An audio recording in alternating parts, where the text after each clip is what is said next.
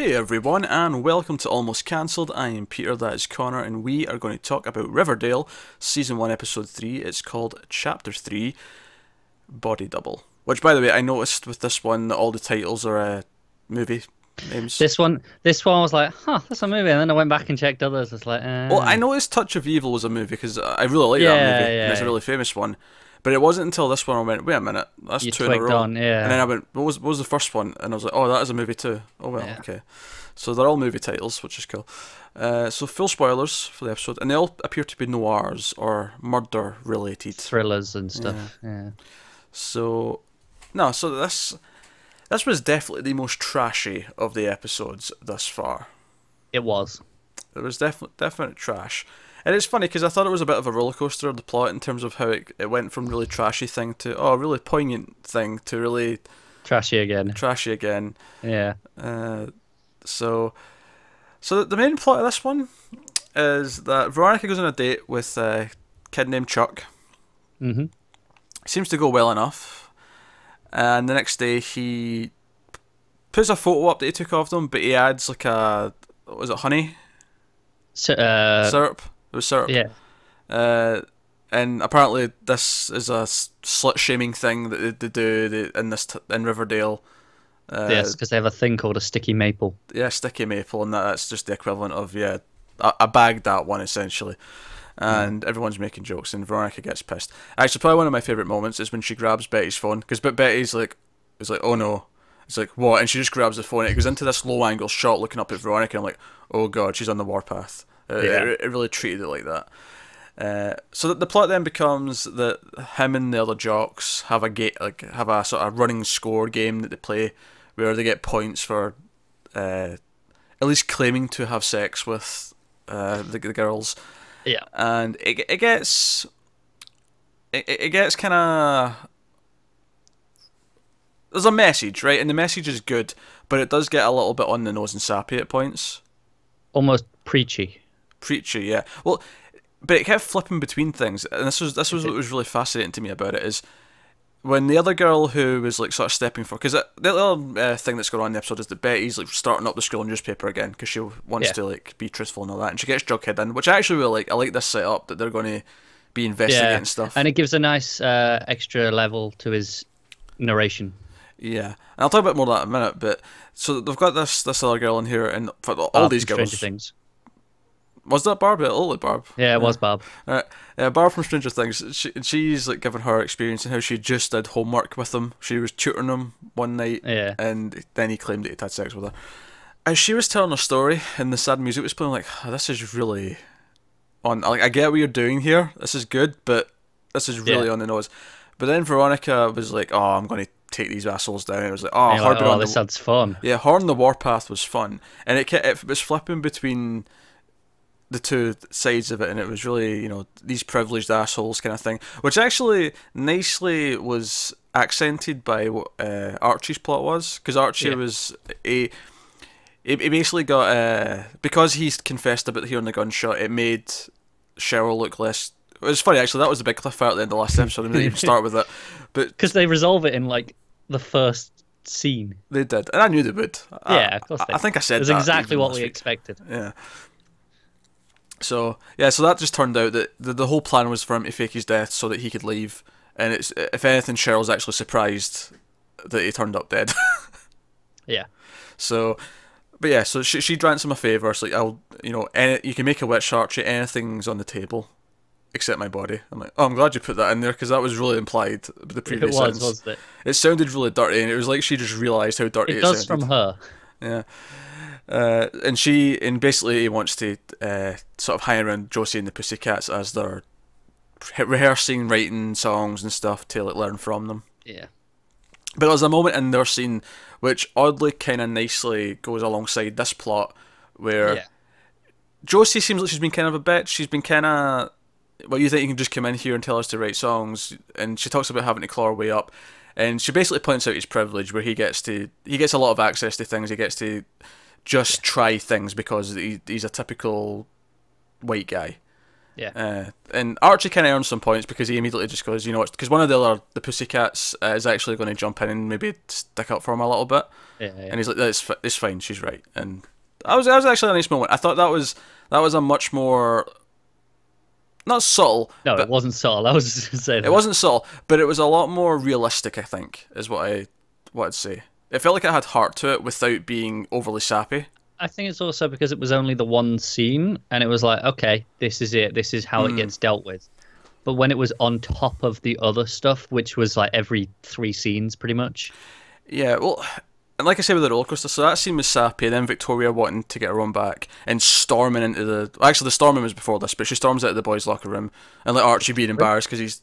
Sorry? Did you say Victoria? Did I? I meant to say Veronica. Right. It's just like, wait, well, I thought I'd missed something then. I was like. Which, by the way, I'm liking the whole thing where everyone's referring to them as B and V. Yeah. In fact, when Cheryl shows up and it's like, oh, it's a B and E from B and V, like, I was like, oh, I'm liking. Oh, that's good. Yeah. This line of thought. But she storms into the locker room, the guys' locker room, and Archie's towel almost falls off, and they have a lot. And Betty just looks mortified that she's almost seeing things. So that's the fun little characters, the bits in there. But it went from that to being this sneaking into the school, which I like the sneaking into the school. The detective stuff is a lot of fun. Yeah. And them going after this book with the scores, and they find out that Cheryl's brother was also, because they mentioned he was on the team before he left. Said that he was co-captain.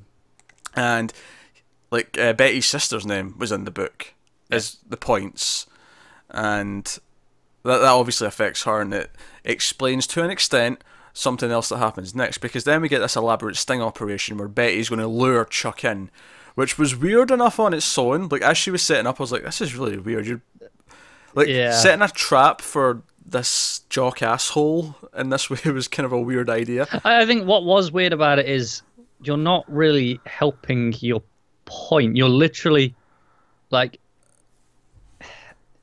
you are inviting, like you're actively implying it. It's not like a misinterpretation. She was actively implying. Oh yeah.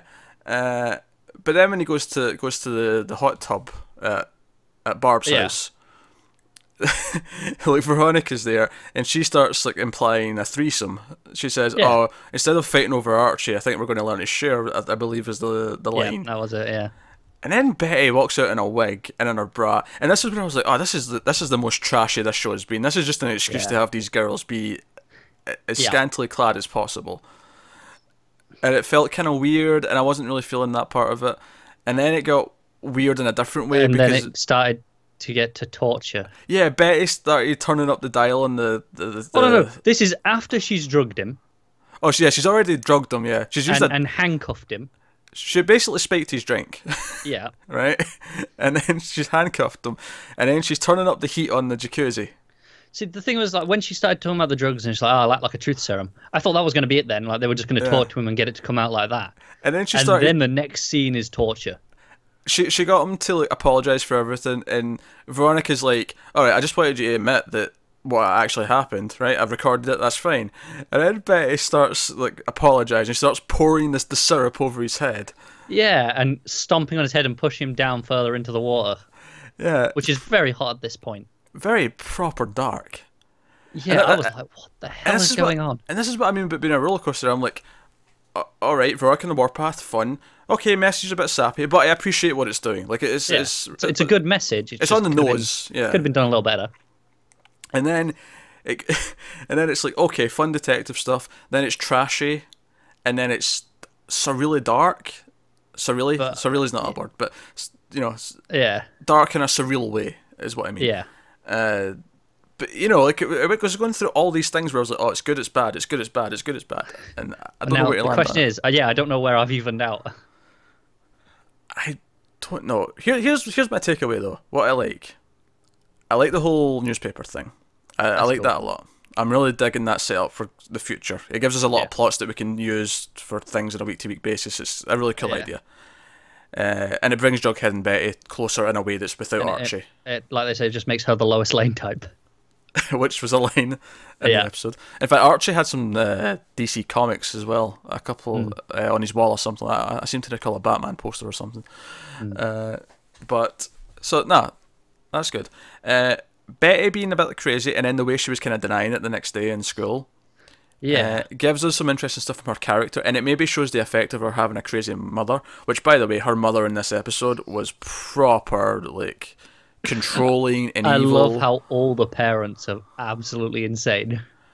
I don't know, Archie's dad's pretty... All right, he easygoing. is, but he has his moments. Well, he gets mad that he snuck out the house and grounds him. It's not that Yeah, much of yeah. an extreme. But, okay, he's the most normal of the parents. I mean, Betty's mum comes over, wipes off her lipstick, tells her not to hang around with anyone that's her friend, basically. Veronica in this case, but she's basically, over the course of the last 3 episodes, she's told her to not hang out with, like, everyone. Anyone, yeah.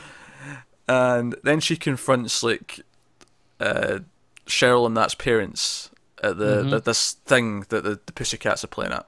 The mayor's bash. Aye, the town thing that Archie's dad's at. Which, by the way, Archie's dad hanging out with Miss Grundy, loving that tension.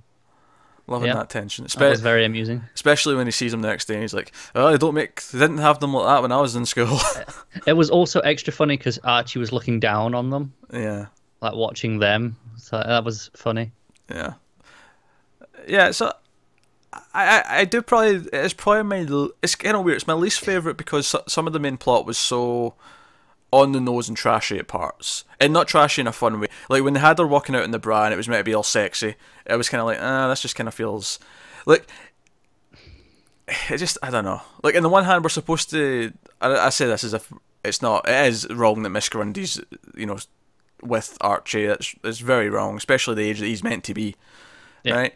But then they're turning around saying, "Oh, it's okay for us to have what are supposed to be 16-year-old girls all half naked." Yeah. And you know, and you're supposed to enjoy this. That's the way they're presenting it. Yeah, and it's like, well, which one is it? When it gets to the straight up, we're talking about having a threesome, kind of teasing, and they're both like half naked. It's just kind of like, I don't know. It felt super trashy at that point. I think I wouldn't mind if it picked one or the other, like pick a direction and stick with it. It's the way it's like, well, it wants both. That's a bit annoying.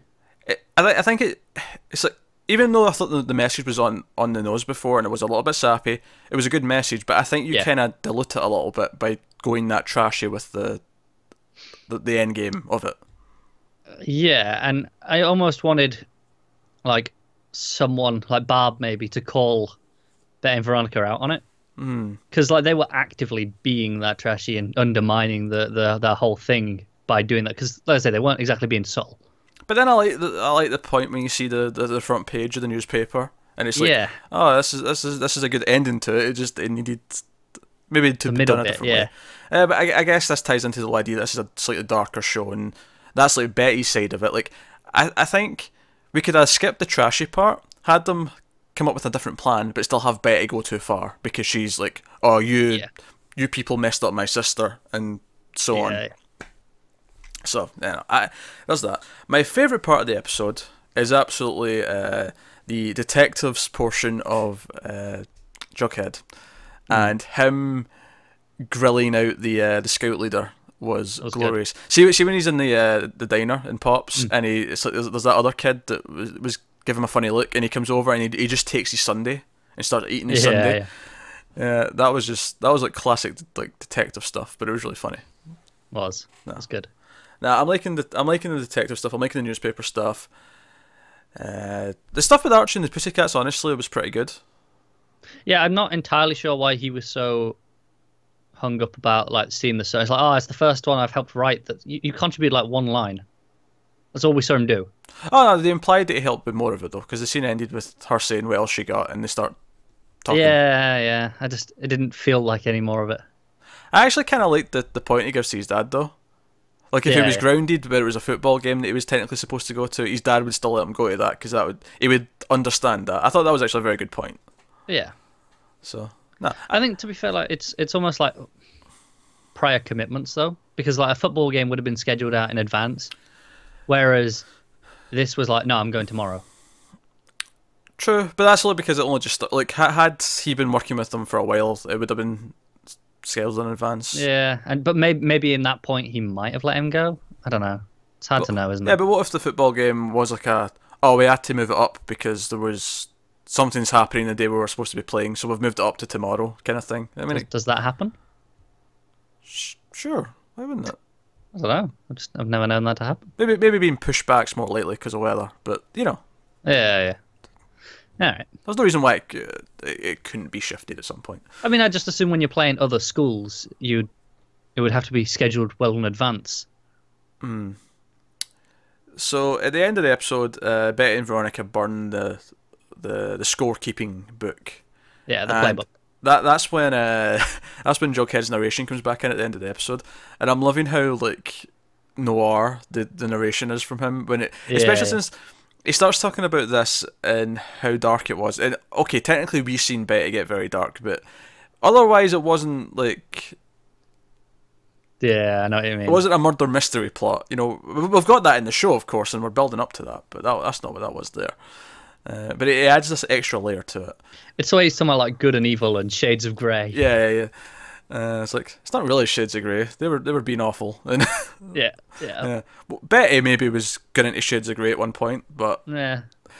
But no. And again, he drops a couple of hints in narration. He's like, "Oh, this got them all kicked off the team," which we didn't know at the time, but this would have consequences. Big consequences in a few weeks. Yeah. So I like that they're doing that. I like that they're teasing things out. Yeah. But I feel like that's going to get overplayed. Like he'll say stuff like every week, and some of them will be so insignificant in the end that it'll kind of feel irrelevant when he does say some stuff. Maybe it depends, because so far they've panned out pretty well.